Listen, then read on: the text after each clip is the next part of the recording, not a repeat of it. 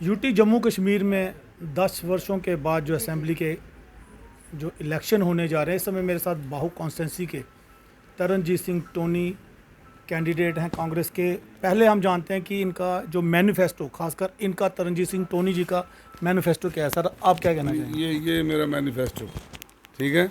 मैंने मैनिफेस्टो में बड़ा स्पष्ट और साफ लिखा है कि ये इसमें है हमारा, देखें, स्टेटहुड को रेस्टोर करना फर्स्ट एंड फॉरमोस्ट है, ठीक है।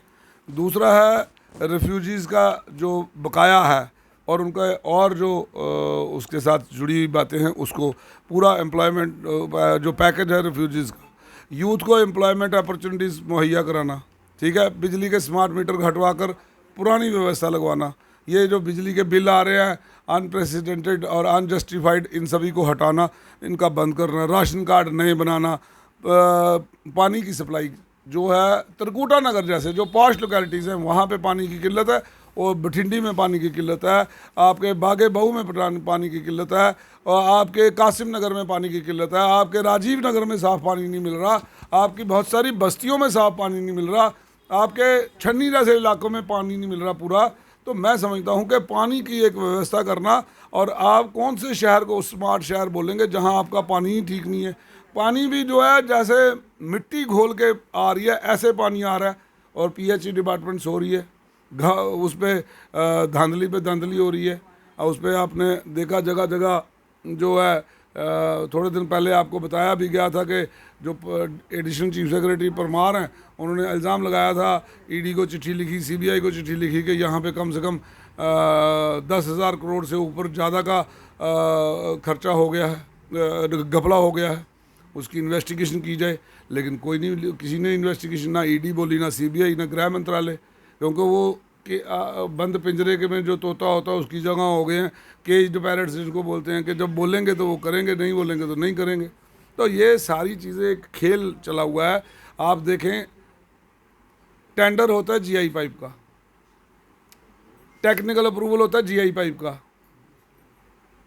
तो लेकिन खरीदी जाती है प्लास्टिक की पाइप, कि मोटा पैसा चलता है उसमें, और फिर जो वो दबाव डाला जाता है कि चीफ इंजीनियर को पहले तो पैसा, जो पैसा ले गए वो कर गए, लगा गए, जम्मू में तो लगा गए वो पाइप, और जो संजीव मल्होत्रा एक चीफ इंजीनियर थे कश्मीर के, हमारे जम्मू के हैं, उन्होंने मना कर दिया।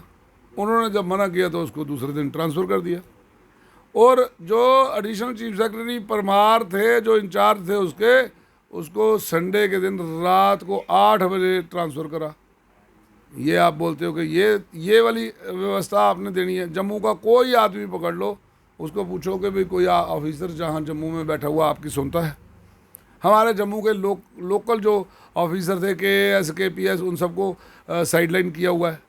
IPS IAS की लॉबी जो है वो अपना प्राइस पोस्टिंग ले रही है। हम इस व्यवस्था को भी ठीक करेंगे। टोनी जी, सबसे अहम मुद्दे में बात करूंगा, बेरोजगारी, महंगाई, इस पे क्या कहना चाहेंगे?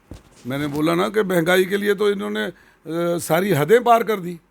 पहले तो बोलते थे कि ये बड़ी स्मृति ईरानी सिलेंडर उठा उठा के मार्केट में घूमती थी।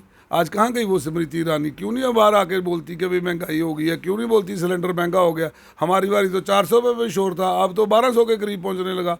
तो आप मुझे बताओ ना, प्रॉपर्टी टैक्स इन्होंने लगा दिया, बुजुर्गों का इन्होंने जो है पेंशन बंद कर दी, ओल्ड एज पेंशन बंद कर दी, विडो पेंशन बंद कर दी, विकलांग पेंशन बंद कर दी। आप मुझे बताओ कौन सी बात? इंडस्ट्रियल पॉलिसी, लोकल लोगों के लिए इन्होंने अलग से कानून बनाया कि हमने अगर ज़मीन लेनी है हमको वो नीचे जाके 50 किलोमीटर नीचे जाके दीजिएगी।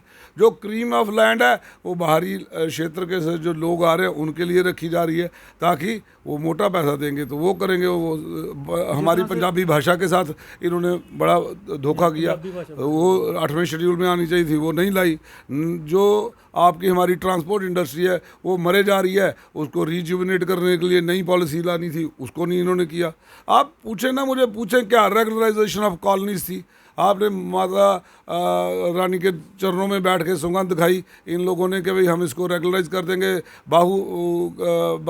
बावे वाली माता की जो मार्केट है इसको रेगुलराइज करेंगे, आप बस्तियां रेगुलराइज करेंगे, चाहे बावे की है, शिकलीगर कुलियाँ की है, बाल्मीकि बस्ती है, यहाँ ऊपर बठिंडी की है। मैं इन सब की एक फाइल बनाऊंगा, आपको ये बता दूं, 4 वकील लगा के जो पहले अप्रूव्ड हो चुकी हैं बस्तियां, उसके साथ इसको लगाऊंगा और एक दिन में ये सारा सिलसिला ख़त्म करेंगे।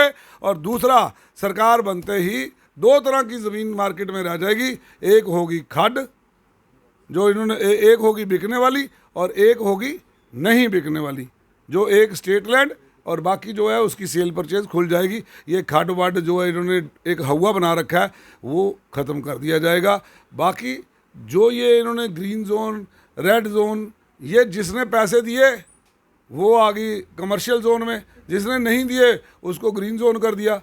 तो ये बहुत बड़ा एक घपला हुआ है। इसकी एक कमेटी बनेगी, इसको रीवेरिफिकेशन में जाएगा, ये सारा सिलसिला दोबारा देखा जाएगा, क्योंकि यहाँ पे ब्यूरोक्रेट्स ने वो गदर डाल रखा है जिसका अंदाज़ा कोई नहीं है और करप्शन की नई हदें जो हैं वो पार हो चुकी हैं। टोनी जी, सबसे अहम बात, राहुल गांधी जी ने जम्मू कश्मीर में आए और डेली विजिट का इशू सबसे ज़्यादा उठाया और हमेशा हर बार हर जगह रामबन गए, बनाल गए, कश्मीर में गए। उन्होंने ये कहा कि डेली विजिट को उनका हक दिया जाएगा, क्योंकि पिछले 10 वर्षों से भारतीय जनता पार्टी भी यही कहती आ रही कि ये पुरानी सरकारों ने लगाए हैं। तो उनका जो डेली विजिट, चाहे वो किसी भी डिपार्टमेंट है, किस तरह से आप देखते हैं और कितनी जल्दी अगर आपकी सरकार आती है तो आप लोग उनको पक्का करने की कोशिश करेंगे? देखें, हमारे जो नेता हैं, leader of opposition Rahul Gandhi ji उन्होंने पहले ही कह रखा है ये हमारे वो काम होंगे जो फर्स्ट एंड फॉरमोस्ट पे होंगे, इनको जल्द से जल्द पक्का किया जाएगा। और मैं अपने बाहू की कॉन्स्टिट्यूंसी की बात करूं, मैं तो इसका ब्लॉक अलग करूंगा, मेरा तो ब्लॉक ही, वीडियो ब्लॉक ही मुझे अलग से चाहिए। क्योंकि आप देखें कहाँ मुझे वो सतवारी ब्लॉक, कहाँ मेरा वो सराड़ी का एरिया, कहाँ मेरा रैका, कहाँ मेरे वो बठिंडी, चाटा, बरमीनी, कौन से वहाँ से एक दिन में आएगा और कहाँ से जाएगा। तो ये मुझे तो अपना डेवलपमेंटल का ब्लॉक ही अलग करना है। वही चीज़ है, बहु जिस एरिया में आप कॉन्स्टिट्यूंसी में फाइट कर रहे हैं, आपको क्या लगता है वहाँ के लोगों की खास ज़रूरी चीज़ें क्या होगी जो आप चाहेंगे कि जो आप उन तक आवाज़ पहुँचाना चाहेंगे कि ये चीज़ें आपको ज़रूरी है और आपको मिलनी चाहिए? मैंने यही तो गिना आपके सामने, ये सारा चीज़ें ज़रूरी हैं। साफ़ पीने का पानी किसको नहीं चाहिए, बस्तियों की रेगुलराइजेशन किसको नहीं चाहिए, और उनके बच्चों के भविष्य मुस्तकबिल के लिए उनकी नौकरियां किसको नहीं चाहिए। ये सारी चीज़ें एक दूसरे से जुड़ी हैं। और जो ये 2 घंटे की बारिश में पानी पूरा रुक जाता है और बीजेपी सरकार जो है 4 खंभों के साथ नीली पीली लाल लाइटें लगा के और पुल के नीचे लाल लाइटें लगा के तो रात को जगा बुझा के बोलते हैं कि स्मार्ट मीटर लगा के स्मार्ट हो गया शहर। तो ऐसे स्मार्ट नहीं होगा, आपको ज़मीनी सतह पे काम करना पड़ेगा। आपको जो ये नाला है इसको फ्लडिंग वाटर को जो है ठीक करना पड़ेगा ताकि ये आप ठीक हो सके। अपनी कॉन्स्टिट्यूंसी के लोगों को क्या कहना चाहेंगे, क्या मैसेज देना चाहेंगे? मैं ये कहूँगा कि एक बार आप उस पर भरोसा करके मुझे वोट दें। मैं जो ये जम्मू कश्मीर में 90 कॉन्स्टिट्यूंसीज़ हैं, इसमें से एक कॉन्स्टिट्यूंसी मुख्यमंत्री की होगी, उससे बेस्ट और better and beautiful constituency Bahu constituency होंगी, ये मैं आपको अश्योर करता हूँ। बीजेपी ने जिस तरह से, आपने भी देखा होगा कि बड़े बड़े बैनर लगा रखे हैं, 5 मरला जगह गरीबों को देंगे। झूठ बोल रही है बीजेपी। वो पंजाबी जी का पता, झूठ का कड़ाह बनाना है तो मीठा घट क्यों पाना है। वो तो हर बार बोलते हैं, वो करते थोड़ी है कुछ, उन्होंने बोलना होता है, ये काम है उनका बोलना। वो ऐसे ही बोलते हैं जैसे 15 लाख रुपया ऐसे ही वो बोल दिया। आपने 5-5 मरले अगर जगह देनी थी तो आपने रानी बाग के पास एक कॉलोनी को उठा दिया, आपने एयरपोर्ट बड़ा करने के लिए। आपने उनको आज दिन तक खज्जल रखा है। तो आपके लीडर कहाँ सोए थे? आपने क्यों नहीं उनको प्लाट दिया? आज तक वो प्लाट ढूंढ रहे हैं अपना, उनको 4-5 साल हो गया। 10 साल से वो लगातार धक्के खा रहे हैं, इधर उधर इधर उधर इधर उधर, फुटबॉल की तरह। आपने झूठ बोलना है, इन्होंने झूठ बोलना है। अब बोल रहे हैं 5 लाख नौकरियां। वो जब से जम्मू कश्मीर बना है ना, टोटल 4.5 लाख एम्प्लॉई है। मैं बोल रहा ना, झूठ का कड़ा है, नहीं मीठा घट पाना, इन्होंने वध पाना है। तो इलेक्शन जुमला क्या है? सब झूठ है, ऊपर से लेके नीचे तक, इनका पन्ना प्रधान तक सब झूठ बोल रहे हैं। क्योंकि झूठ के अलावा इनको कोई बचाएगा नहीं। ये सोचते हैं कि एक झूठ को 10 बार बोला जाए वो सच लगने लगता है, लेकिन अब हम इनको एक्सपोज करेंगे। शुक्रिया। शुक्रिया मेरे साथ जुड़ने के लिए। और सबसे अहम बात की, ये डीडीसी सुचेतगढ़ भी रह चुके हैं और बड़ा भी हूँ। अभी भी हैं आप। और जिस तरह से इन्होंने अपनी कॉन्स्टिट्यूंसी में काम करने की बात की, और जो जो मैनिफेस्टो, खासकर मैंने मैनिफेस्टो की बात की थी कि मैनिफेस्टो में जो भी काम होंगे वो ये इन्होंने बताया कि हम करेंगे आने वाले समय में। अब टाइम बताएगा, टाइम आने वाले टाइम में किस तरह से जो क्या होगा। कमेंट राय ज़रूर लिखिएगा, शेयर और सब्सक्राइब कीजिएगा। शुक्रिया।